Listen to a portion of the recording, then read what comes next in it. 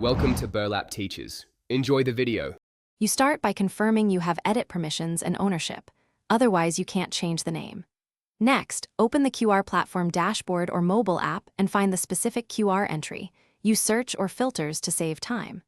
Once you have the QR open, export or backup current settings so you can restore if needed. Make sure to note the current name, destination, and tags. These details prevent accidental overwrites when you rename the code. Now, enter edit mode and focus on the name or title field. This is where you type the new label.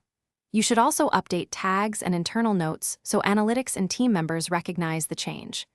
Be mindful of platform constraints, character limits, forbidden symbols, and case sensitivity can affect search and reporting.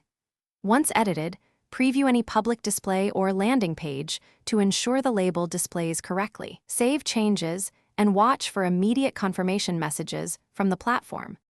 Finish by saving and confirming the platform recorded the update.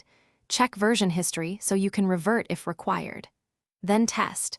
Scan the code on multiple phones and open the associated admin preview in several browsers to verify the new name appears everywhere. If things look good, notify stakeholders and document the change.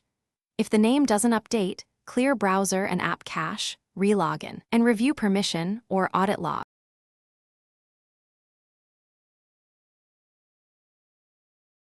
Thanks for watching. Consider subscribing if this video helped you.